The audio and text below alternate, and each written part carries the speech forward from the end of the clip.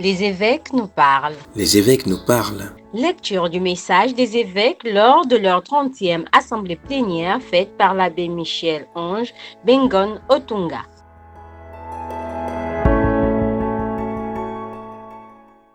Nous invitons à Lambon Monsieur l'abbé Michel Ange, secrétaire général de la Conférence épiscopale du Gabon, à délivrer le message des évêques. Message des évêques du Gabon à l'occasion de la 30e assemblée plénière de la Conférence épiscopale. Avec le Saint-Pape Jean-Paul II, Église, famille de Dieu au Gabon, lève-toi et marche pour la vérité, la justice et la paix. Le prophète avertit le peuple, Ézéchiel 33, verset 6, et la communauté des chrétiens se reconnaît donc réellement et intimement solidaire du genre humain et de son histoire.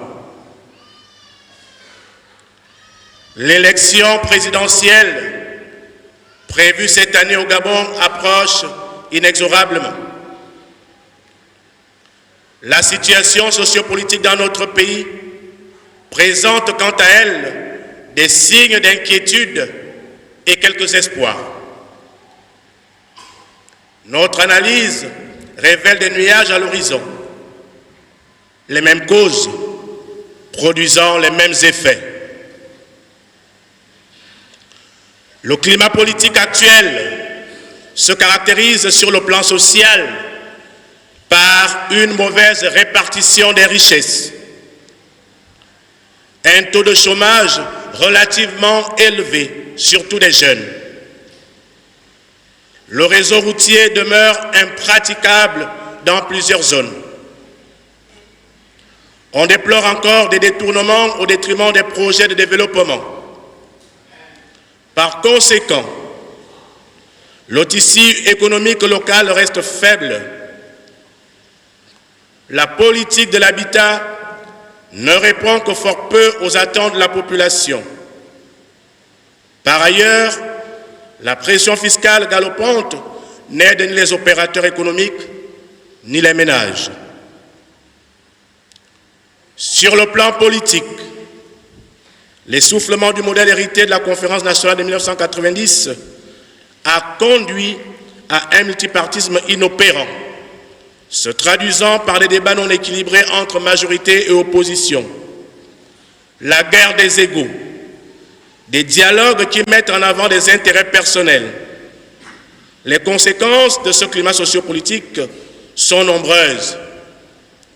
Crise de la gouvernabilité, crise de confiance entre les citoyens et les hommes politiques, malgré quelques forces dont la réalité du pluralisme et du cadre juridique.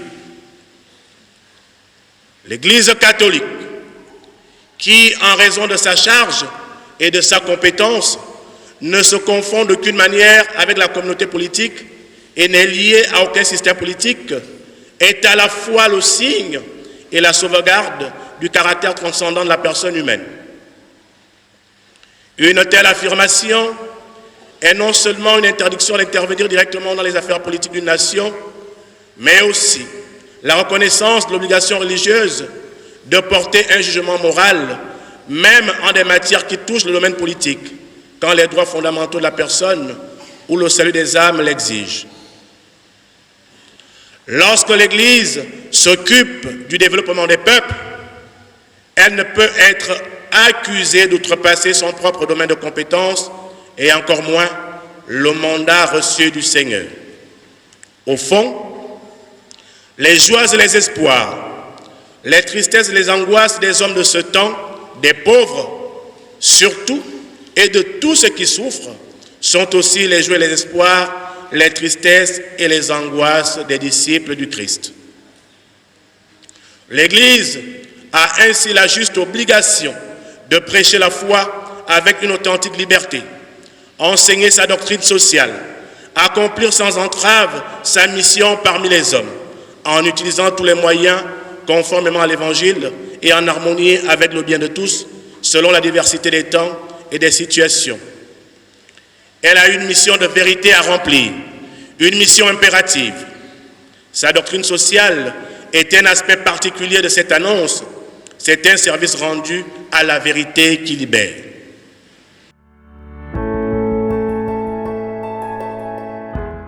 Les évêques nous parlent. Les évêques nous parlent. Lecture du message des évêques lors de leur 30e assemblée plénière faite par l'abbé Michel Ange Bengon Otunga.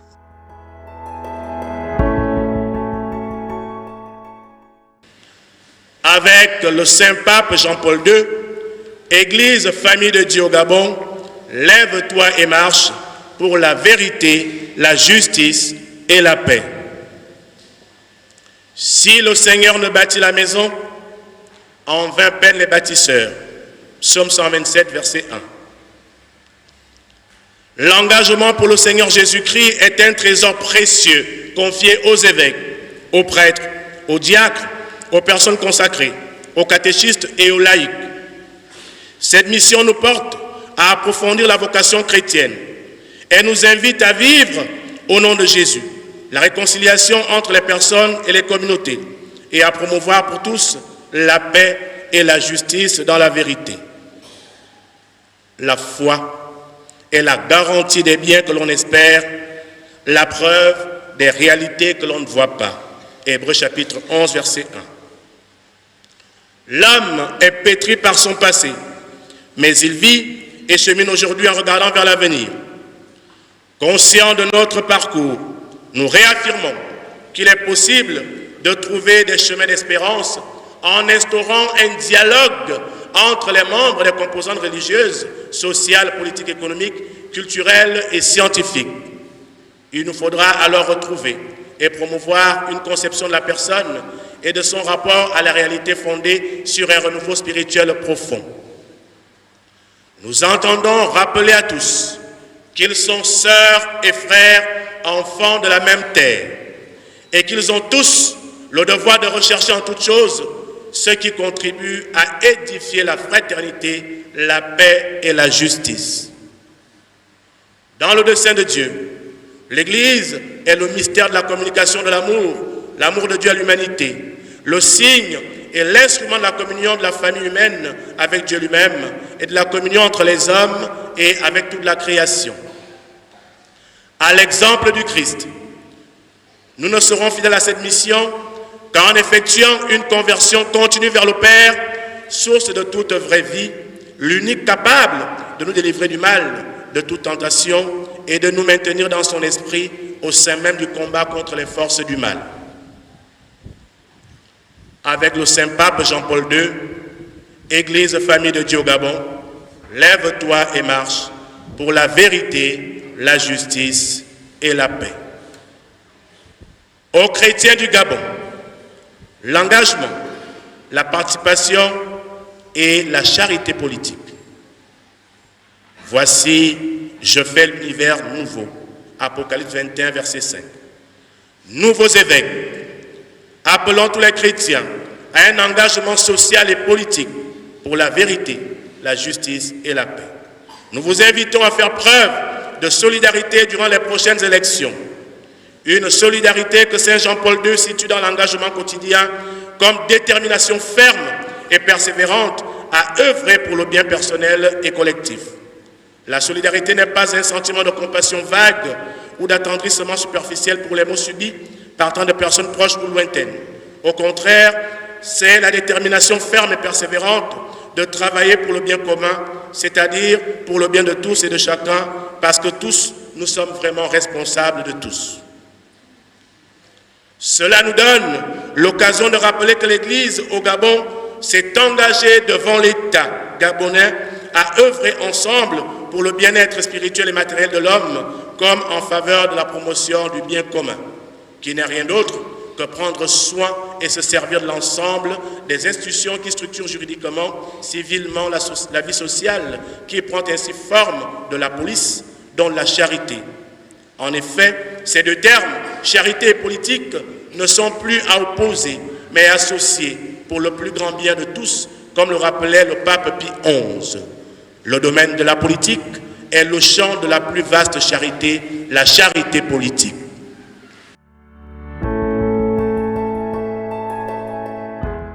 Les évêques nous parlent. Les évêques nous parlent. Lecture du message des évêques lors de leur 30e assemblée plénière faite par l'abbé Michel Ange Bengon Otunga.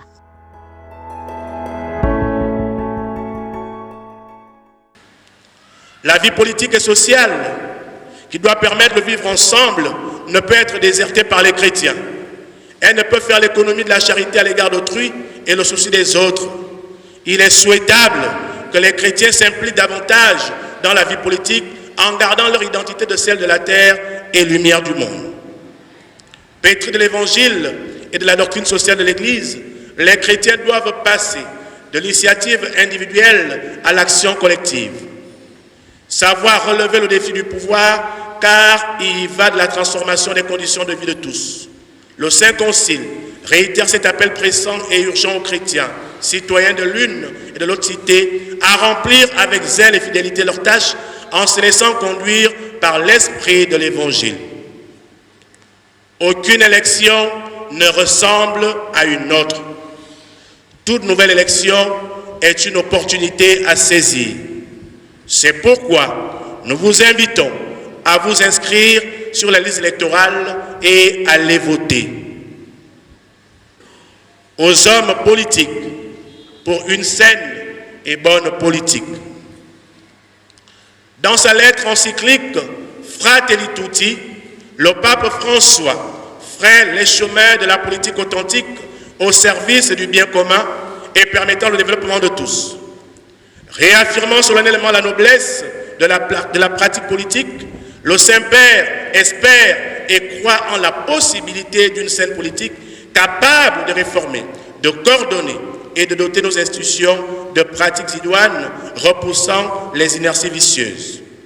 Face à tant de formes mesquines de politique et à courte vue, je rappelle que la grandeur politique se révèle quand dans des moments difficiles, on œuvre pour les grands principes et en pensant au bien commun à long terme. Fratelli Tutti, numéro 178. La saine et bonne politique est une voie inlassable de conception, de recherche et de réajustement des voies constructives de la société aux différents niveaux de la vie sociale. Cela grâce à l'amour social. L'amour social est une force capable de susciter de nouvelles voies pour affronter les problèmes du monde d'aujourd'hui et pour renouveler profondément de l'intérieur les structures, les organisations sociales, les normes juridiques. Dans notre contexte politique, cela suppose de rompre avec certaines habitudes ou stratégies de contrôle qui ne font que tranquilliser et transformer les populations en des êtres apprivoisés, inoffensifs et passifs.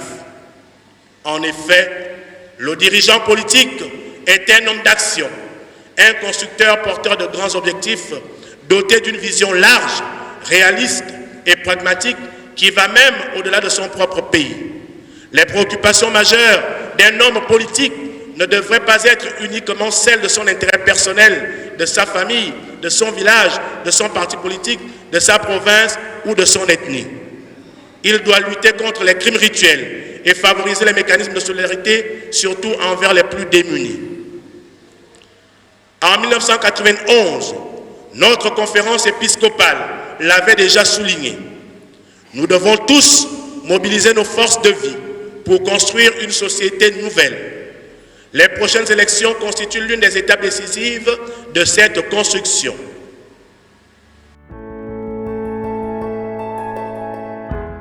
Les évêques nous parlent. Les évêques nous parlent. Lecture du message des évêques lors de leur 30e assemblée plénière faite par l'abbé Michel Ange Bengon Otunga.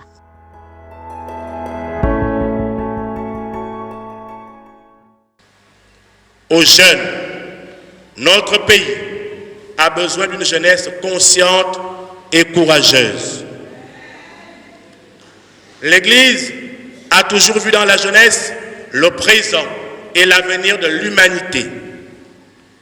Le tournant actuel de notre pays donne à l'Église qui est au Gabon d'orienter son regard vers les jeunes, dans leur dynamisme, dans leur quête existentielle enthousiaste, pour dire qu'ils sont le sel de la terre, les rayons de lumière, qui portent en eux l'espoir de vivre en homme libre, capable de transformer le monde. Puisés dans le trésor des mouvements d'action catholique, Cœur vaillant, Scout, Génération Nouvelle Gêne, Chevalier de l'Immaculée, Jeunesse ouvrière chrétienne JOC, Jeunesse étudiante chrétienne GEC, que caractérisait la méthode d'éducation par l'action, voir, juger, agir. Votre action et votre engagement pour transformer le Gabon, votre engagement et votre action organisée, disciplinée et réfléchie peuvent transfigurer notre pays pour en faire un havre de vérité, de justice et de paix. C'est pourquoi le pape Jean-Paul II disait « Votre pays a besoin d'une jeunesse saine, consciente et courageuse, de jeunes qui réfléchissent et qui prient pour avoir le courage d'aller à contre-courant des manières de penser et de vivre certainement destructrices de la personne humaine et de la société. » Discours du pape Jean-Paul II au peuple du Gabon en 1982. Nous vous exhortons à ne pas vous laisser manipuler et tromper par les vendeurs d'illusions et les promoteurs des contre-valeurs du monde présent. Chers jeunes, dites non à l'homosexualité, non à la pédophilie, non à la corruption, non à la compromission, non aux promotions contre nature, non à la facilité qui sont devenues le lot de notre société. Au contraire, c'est par une vie de qualité qui respecte votre dignité, par l'effort et l'amour du travail bien fait, que vous serez des maillons sûrs de vos familles et du Gabon, notre pays. Votre détermination à donner un visage nouveau à notre société est un atout inestimable que vous devez préserver jalousement. Faites confiance au Christ, il illuminera vos intelligences et vos projets. Il cheminera avec vous pour vous réconforter comme avec les disciples d'Emmaüs dans Luc chapitre 24, versets 18 à 35.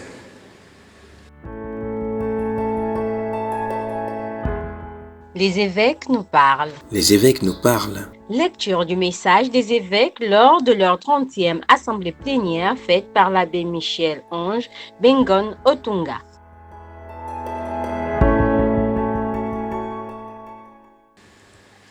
Aux hommes des médias, contribuez à la vérité, à la justice et à la paix.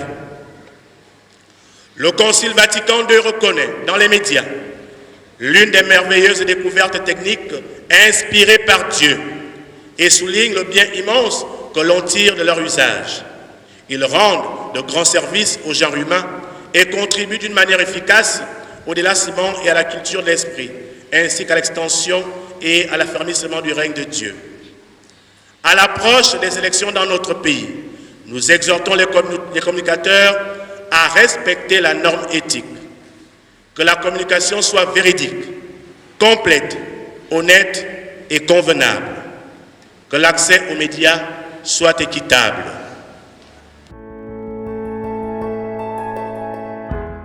Les évêques nous parlent. Les évêques nous parlent. Lecture du message des évêques lors de leur 30e assemblée plénière faite par l'abbé Michel Ange Bengon Otunga.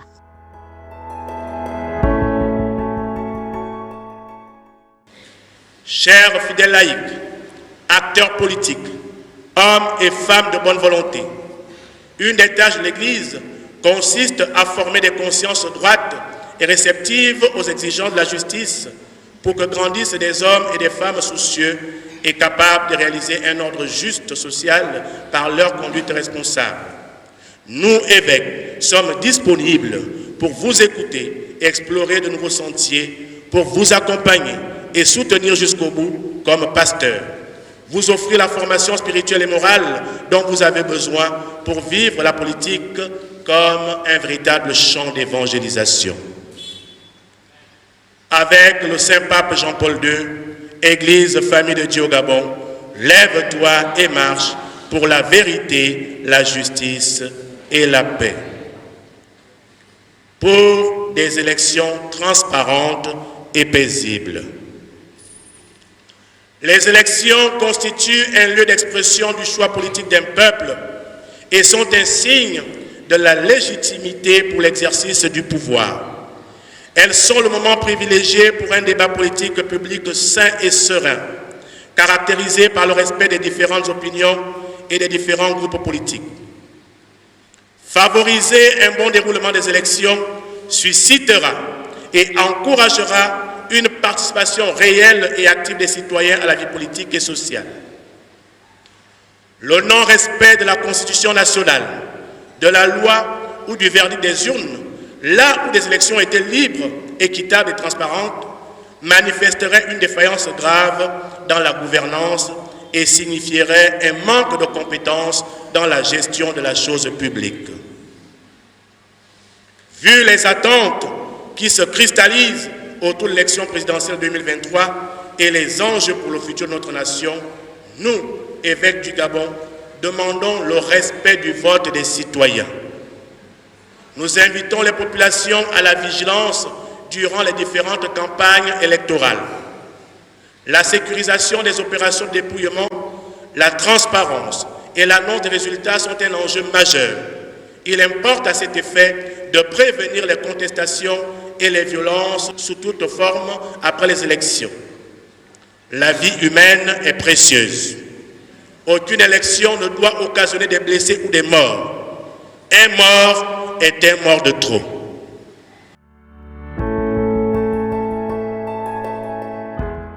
Les évêques nous parlent. Les évêques nous parlent. Lecture du message des évêques lors de leur 30e assemblée plénière faite par l'abbé Michel Ange Bengon Otunga.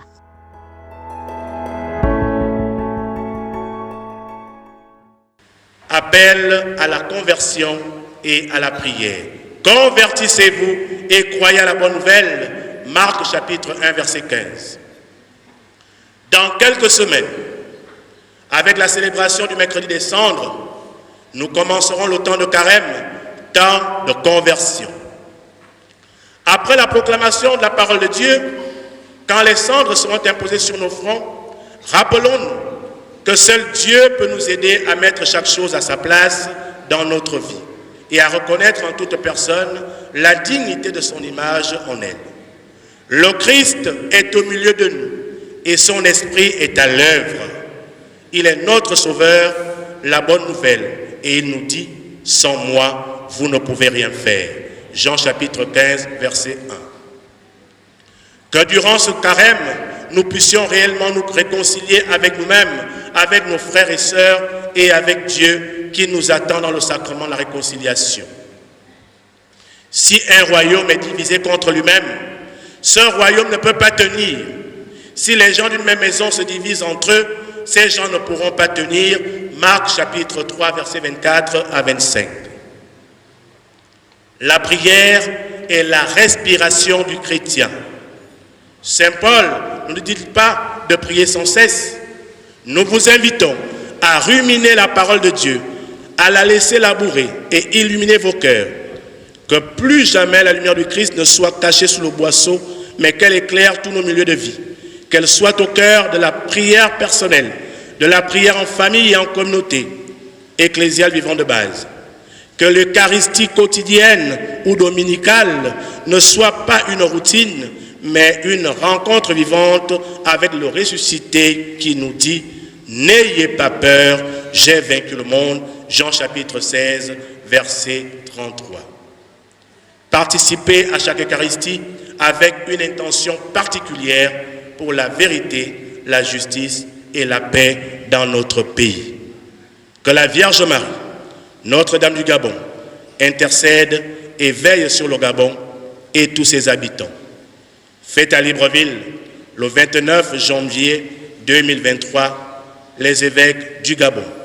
Monseigneur Jean-Vincent Ondoyen, évêque d'Oyem, président de la conférence épiscopale du Gabon. Monseigneur Jean-Patrick Ibaba, archevêque métropolitain de Libreville, vice-président de la conférence épiscopale du Gabon. Monseigneur Mathieu Madega Le Bois-Keyan, évêque de Mouila. Monseigneur Ezebus Chinikezi Okbonamanagou, évêque de Port-Gentil. Monseigneur Ephraim Johnny, évêque de Franceville. Monseigneur Séverin Zengi Manganda, vicaire apostolique de Makokou, Monseigneur Basile Vengon, archevêque émérite de Libreville. Loué soit Jésus-Christ.